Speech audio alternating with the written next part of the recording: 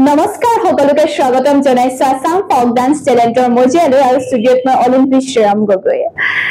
আগৰ দুটি এপিসোড আপোনালোকে উপভোগ কৰিলে আসাম ফক ডান্স টেলেণ্টৰ আৰু পৰৱৰ্তী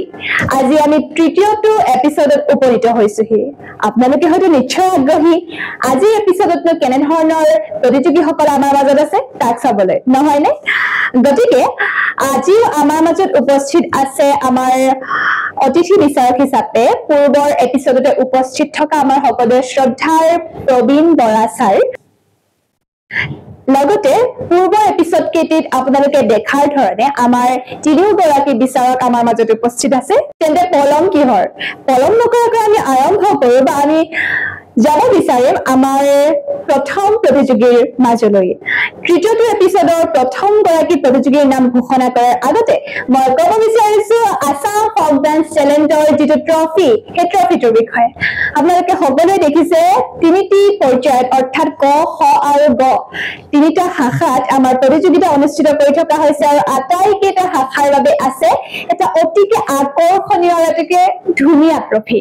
আৰু এই ট্ৰফিটোৰ অৰ্থাৎ মাজৰ অংশটো যি আপোনালোকে দেখিছে স্বৰ্ণমান খোদিত এটি ট্ৰফি গতিকে এই ট্ৰফিটোনো কাৰ ভাগ্যত আছে বা কোন প্ৰতিযোগীয়ে জিকি আজি লৈ যাব পাৰে সেয়া জানিবলৈ আপোনালোকে চাব লাগিব আসাম ফক ডান্স টেলেণ্ট গতিকে দেৰি নকৰি আজি তৃতীয়টো এপিসোডৰ প্ৰথম গৰাকী প্ৰতিযোগীৰ মাজলৈ আমি যাব বিচাৰিছো আৰু প্ৰথম গৰাকী প্ৰতিযোগী হৈছে শিৱসাগৰৰ প্ৰশান্ত হাতীমৰীয়া খ শাখাৰ প্ৰতিযোগী এয়া আমাৰ মাজত প্ৰশান্ত হাতীমৰীয়া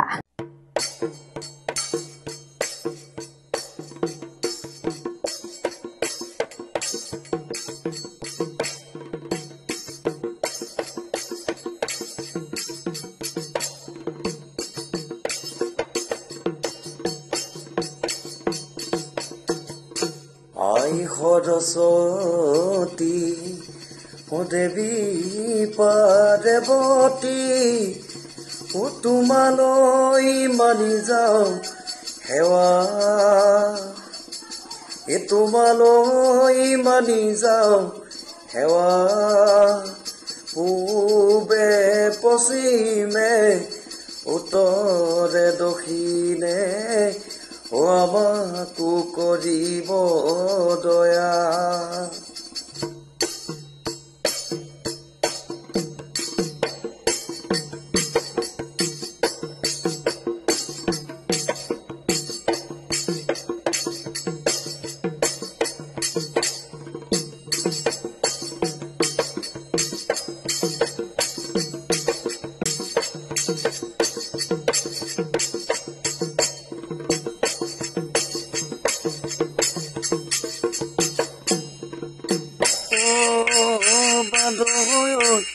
আমি পাখনালে বান্ধো আমি পাখনালে বান্ধো খলাল বৰে গছে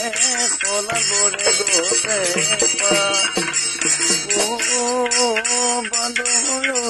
ইফালে দুলৰ মাছ বান্ধো ইফালে পেপাৰ মাছ বান্ধো বিহু বিহু লাগিছে নাচো নাচো লাগিছে গাত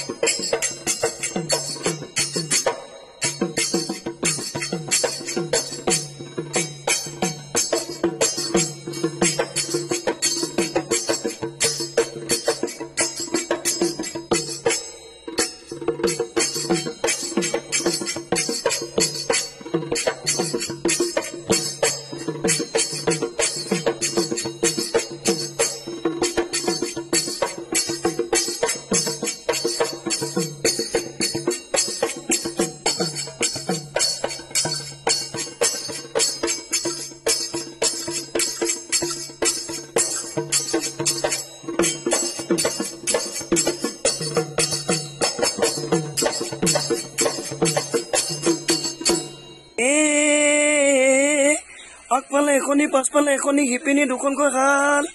এই বোলো হয় ও শিপিনী দুখনকৈ খাল এই বোলো হয় ও আমাৰ শিপিনীয়ে ও গামোচা যাচিছে ও মাছে নুমা দিবলৈ যাৱে মনো মন দিবি কথালৈ যৌৱন গলে পাবলৈ নাই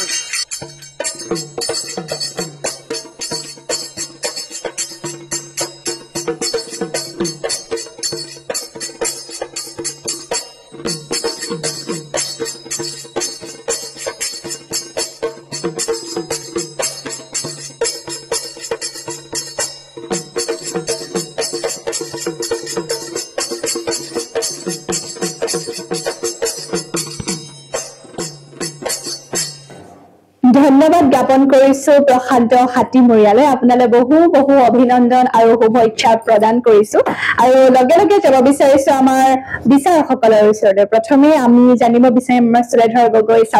ছাৰৰ পৰা ছাৰেনো আমাৰ প্ৰশান্ত হাতীমৰীয়াৰ নাচ চাই কেনেকুৱা পালে বিহু নাচ উপভোগ কৰি নাচখনত ক'বলগীয়া কথা যথেষ্ট আছে তথাপিতো আমি আংশিক কেইটামান কথা ক'ব বিচাৰিছোঁ প্ৰথম কথা হ'ল খৰচৰ নাচখন ঢোলে বিচৰা ধৰণে নাচখন কৰা নাই আৰু দ্বিতীয়তে আমাৰ বুঢ়া চেও বা কছাৰী চেও যেতিয়া আমাৰ নচা হয় নচাৰ আগত এফাকি ঘোষা গোৱা হয় ঘোষাৰ পাছতহে সেই নাচখিনি আৰম্ভ হোৱা এটা আমাৰ পৰম্পৰা আছে আমি সেইকেইটা নেদেখিলোঁ মহিলা নাচৰ ভংগীমা দেখিলোঁ এখন হাত কঁকালত দি এখন হাত মেলি মেলি নচা নাচ তাৰ দ্বিতীয়তে লগত যিজন আছে তেখেতে বিহুলৈ আহিছে নে নামলৈ গৈছে গামোচাখনে নকলে পোচাকযোৰে বিহু দেখুৱালে কিন্তু গামোচাখনে নামলৈ গৈছে নে বিহুলৈ আহিছে সেই কথাষাৰ নকলে তাল কাটিছে খৰচৰ নাচখন আমাৰ পুৰুষে বা প্ৰকৃতিয়ে নাচনীয়ে যেতিয়া ঘূৰে কেতিয়া ঘূৰিব লাগে ঢোলক কোনটো চেয়াত বেছিকৈ ঘূৰিব লাগে সেই কথাষাৰ আমি নাপালোঁ যদি নাজানে আমি কৈ দিছোঁ যেতিয়া তালিত মাৰিডালে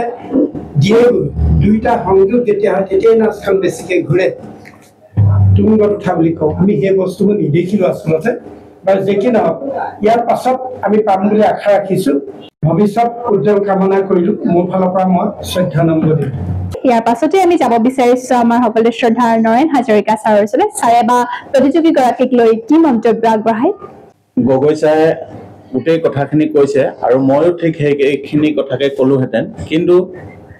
মই কেইটামান বস্তু তোমাৰ নেদেখিলোঁ এটা বিহুৱা হিচাপে কিখিনি লাগে সেই বস্তুখিনি দেখা নগ'ল এটা বিহুৱা বিহুৱা হ'লে এচাপৰ ঢোল বজাব পাৰিব লাগিব পেঁপা কলি এটা বজাব পাৰিব লাগিব বাঁহী বা সুতুলি বজাব পাৰিব লাগিব তেতিয়াহে এজন ভাল বিহুৱা হয় যদি অকল নাচখিনি কৰিলেই বিহুৱা নহয় আৰু এটা কথা তোমাক চালোঁ তুমি এই গীতটো আগতীয়াকৈ মানে কেছেট কৰি লৈছা তাৰপিছত নাচিছা গতিকে তাৰ লগত তুমি ভাল ধৰণে মিলাবও পৰা নাই এইখিনিৰ ওপৰত অলপ গুৰুত্ব দিবা আগন্তুক দিনত ভাল হ'ব আৰু ইয়াকে কৈছোঁ আৰু মোৰ পিছৰ দুজন বিচাৰক আছে তেখেতসকলেও আগবঢ়াব আৰু ভৱিষ্যত উজ্জ্বল কামনা কৰিছোঁ মোৰ ফালৰ পৰা তোমালৈ 16 নম্বৰ আগবঢ়াইছোঁ ধন্যবাদ নৰেন হাজৰিকা ছাৰ ইয়াৰ পাছতে আমি বাইদেউৰ পৰা জানিব বিচাৰিছোঁ প্ৰতিযোগীগৰাকীৰ বিষয়ে প্ৰশান্ত হাতীমৰীয়া তোমাৰ নাচখন চালোঁ নচাটো নাচিছা ঠিকেই হ'লেও যিটো ফূৰ্তি থাকিব লাগে সেইটো ফূৰ্তি নাই ওপৰতো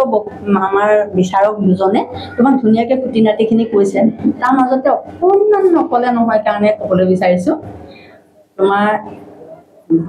বিহু বুলিলে সদায় আনন্দ ফূৰ্তি তোমাৰ মুখত আনন্দ ফূৰ্তি স্পষ্টকৈ দেখা নাপাব বাকীখিনি তেওঁলোকে কৈছে উপৰোক্ত বিচাৰক দুজনে গতিকে মই সেইখিনি আওৰাই নাথাকোঁ তাৰপিছত আৰু এটা কথা ক'ব খুজিছোঁ প্ৰথম কলিটো আমাৰ হাজৰিকা দেৱে কৈছে যে ৰেকৰ্ডিং কৰি আনা ৰেকৰ্ডিং কৰাই হওক যিয়ে হওক কিন্তু শব্দত স্পষ্ট হোৱা নাই প্ৰথম যিটো বিহু গালা সেইটো শব্দত বিচ্যুতি ঘটিছে তাৰপিছত আৰু তেখেতসকলে কৈ গ'ল বিহু মহিলা নাচ চাহিলা চাহ সেইবোৰ বাৰু মই নকওঁ তেওঁলোকে উনুকিয়াই গৈছে খালি তোমাৰ আৰু এটা মই বিশেষ হেৰি দেখিলোঁ বিহুৱা বুলিলে ফূৰ্তিটো ফূৰ্তি মঞ্চটো কভাৰ কৰিব লাগে নাচি থকা জেগাখিনিত বন মৰি গৈছে একে ঠাইতে নাচিলা মনত ৰাখিবা একে ঠাইতে নানাচে বিহু বুলিলে ফূৰ্তিত মতলীয়া হৈ গোটেই মঞ্চটো কভাৰ কৰে তুমি গোটেইখিনি কথা ভালকৈ মন কৰিবা আৰু আগলৈ তোমাক এটা শুদ্ধ ৰূপত আমি দেখিবলৈ পাম বুলি আশা ৰাখিলোঁ অভিনন্দন থাকিল তোমালৈ আৰু মই নম্বৰ দিছোঁ 16 ধন্যবাদ বাইদেউ ইয়াৰ পাছতে আমাৰ মাজত উপস্থিত থকা অতিথি বিচাৰক ডাঙৰীয়াৰ পৰা আমি মন্তব্য বিচাৰিম আমাৰ প্ৰতিযোগীগৰাকীৰ বাবে সদায় মসৃণ আৰু পৰিষ্কাৰ হোৱাটো আমি কামনা কৰোঁ এই থুতৰিতে দাড়ি কেইডালমান ৰাখি আচলতে এইটো হ'ব নালাগে বুলি আমি অনুভৱ কৰোঁ কাৰণ অতীজত যিসকল বিহুৱা আছিল বিহুসকলে কাহিনীও এনেকৈ থুতৰিতে দাড়ি ৰাখি পেলাই মানে বিহু নচা বা বিহু গোৱা আমি আমাৰ পৰিলক্ষিত হোৱা নাছিল আৰু বিশেষকৈ এইটো এটা ফেশ্বন হৈ পৰিছে বিহু বুলি ক'লে এতিয়া ফেশ্বনৰ হেৰিয়ালে গৈছে পেন্ট স্কাৰ্ট দাড়ি ফুল মাস্ক দাড়ি থুতৰিতে দাড়ি ইত্যাদি ইত্যাদিবোৰ মানে দেখিবলৈ বৰ উচিত হৈ পৰিছে আচলতে আমি প্ৰকৃততে বিহু মাৰিবলৈ আহিছোঁ নে ফেশ্বন শ্ব'ত অংশগ্ৰহণ কৰিছোঁ এইটো আচলতে ভবাৰ ফল আছে বুলি আমি অনুভৱ কৰোঁ এই ক্ষেত্ৰত যাতে এই ক্ষেত্ৰৰ পৰা যদি সকলোখিনি বিৰত হয় তেতিয়াহ'লে বিহুৰ ঐতিহ্যটো ৰক্ষা হ'ব বুলি আমি ভাবিছোঁ আৰু অদূৰ ভৱিষ্যতে এই ক্ষেত্ৰত যাতে সতৰ্ক হোৱা হয় আমি তাৰে কামনা কৰি ধন্যবাদ জ্ঞাপন কৰিছোঁ প্ৰশান্ত হাতীমুখ আন্তৰিকতাৰে ধন্যবাদ জ্ঞাপন কৰিছো আটাইকেইগৰাকী বিচাৰকলৈ ইয়াৰ পাছতে আমি যাব বিচাৰিছো আমাৰ চূড়ান্ত পৰ্যায়ৰ অন্য এগৰাকী প্ৰতিযোগীৰ কাষলৈ আমি